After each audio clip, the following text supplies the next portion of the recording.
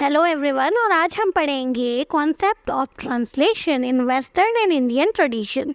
तो सबसे पहले हम जानेंगे कि ट्रांसलेशन आखिर होता क्या है। तो ट्रांसलेशन एक तरीका होता है, अलग अलग भाषाओं में आपस में बात करने का जरिया होता है, अपनी नॉलेज को शेयर करने का तरीका होता है, अपनी बातों को कहने का और ज्ञान को प्रसारित कर सकते हैं हम इस तरीके से। ट्रांसलेशन की प्रोसेस सदियों से चली आ रही है, अलग अलग तरीकों को यूज करके, अलग अलग साइंस और सिंबल्स को यूज करके।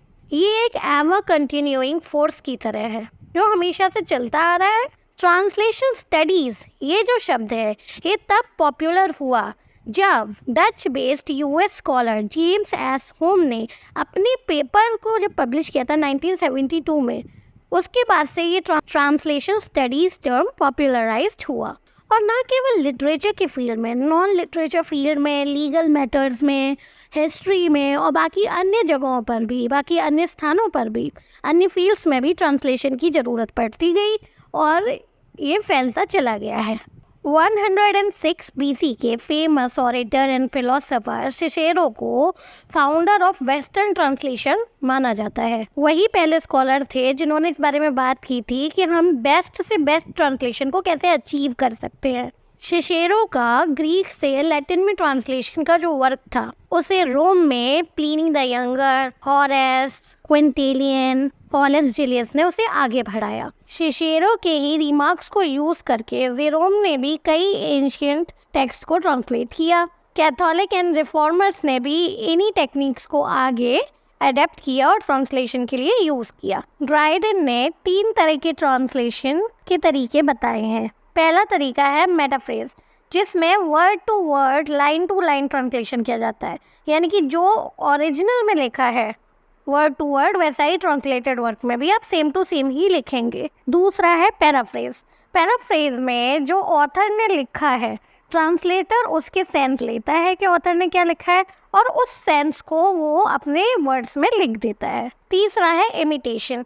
उसमें लूज रीराइटिंग की जाती है, यानी कि जो ट्रांसलेटर है वो समझता है कि ऑथर ने क्या किया है, क्या लिखा है, और उसके हिसाब से अपनी न्यू क्रिएशन करके उसे बनाता है और ट्रांसलेट कर देता है। इसमें एक नई क्रिएशन भी कर सकते हैं, राइट। ट्रांसलेटर के पास पूरी फ्रीडम होती है। रोमन जैकोब्सन ने ट्रांसलेशन के 3 तरीके बताए हैं, जिसमें पहला है इंट्रालिंगुअल, मतलब सेम भाषा का सेम भाषा में ट्रांसलेशन होना।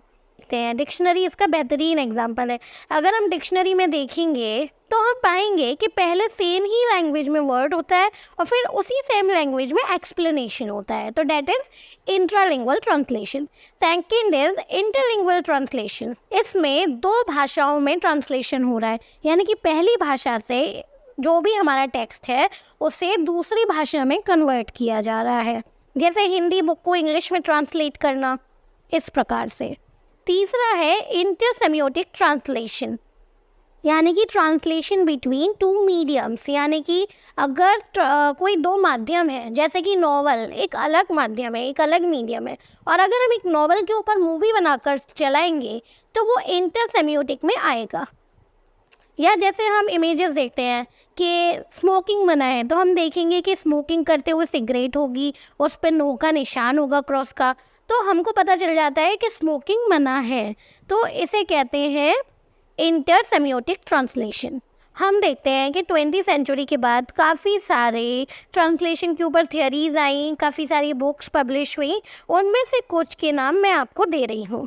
Walter Benjamin, task of translation, Ezra Pound, Guido's relation, Borges, translator of 1001 Night, Nabokov's Problem of Translation and other more। आप उन्हें गूगल सर्च करके देख सकते हैं। अब हम पढ़ेंगे ट्रांसलेशन इन इंडिया। इंडिया में हम ट्रांसलेशन देखते हैं कि बहुत ही पुराने काल से, समय से चला आ रहा है।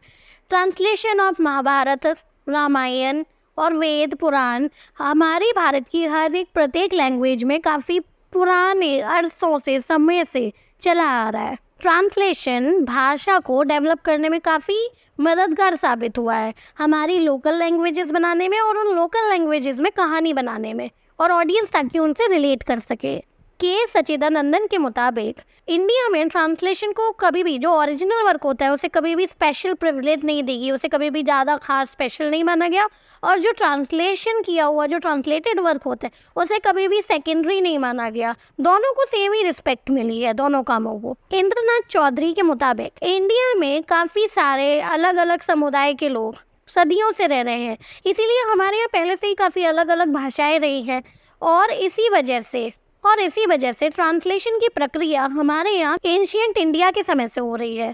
इंडिया में ट्रांसलेशन को अनुवाद कहा जाता है। इसका मतलब होता है कि हर टेक्स्ट को अलग अलग भाषा में रिपीट करना, पर इस रिपीटिशन का मतलब ये नहीं है कि आप वर्ड टू वर्ड ट्रांसलेट कर रहे हैं। इंडिया में ट्रांसलेशन के कुछ कॉन्सेप्ट दिए गए हैं, तो मैं आपको अब वो बताती हूँ।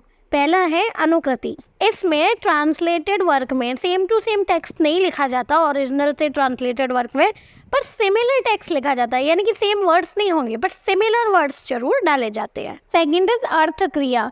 अर्थ क्रिया में जो भी ओरिजिनल वर्क होता है उसका सार, उसका जो अर्थ होता है, उसका जो मीनिंग होता है वो ट्रांसलेट किया जाता है, वर्ड्स को नहीं किया जाता। थर्ड इज व्यक्ति विवेकम। इसमें जो राइटर होता है, जो ऑथर है या ट्रांसलेटर है, जो ट्रांसलेट कर रहा है वर्क को, तो वो ये देखता है कि उसकी ऑडियंस कौन है, और फिर वो अपनी ऑडियंस को ध्यान में रख कर ट्रांसलेशन करता है ताकि ऑडियंस के कल्चर, उनके समुदाय से चीज़ों को रिलेटेबल बना सके।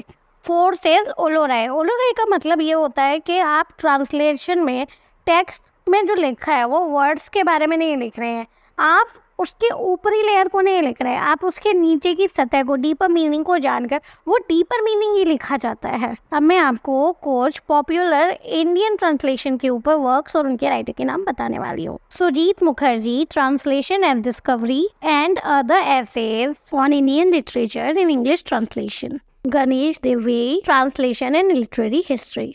Harish Trivedi, colonial transaction। Uday Narayan Singh, translation and growth, what's the theory of language development and others. आप इन सबको गूगल पर सर्च कर देख सकते हैं। तो आज का वीडियो यहीं ख़त्म होता है। कॉन्सेप्ट ऑफ ट्रांसलेशन और उसके अलग बाकी के जितने भी टर्म्स हैं, जैसे कि types of translation, recording, decoding, translation and transcription, इस टॉपिक पर मेरा एक और वीडियो आने वाला है, आप उसको देखना ना भूलें। और अगर आपको ये वीडियो पसंद आया है तो मेरे चैनल को सब्सक्राइब करना ना भूलें। Thank you so much.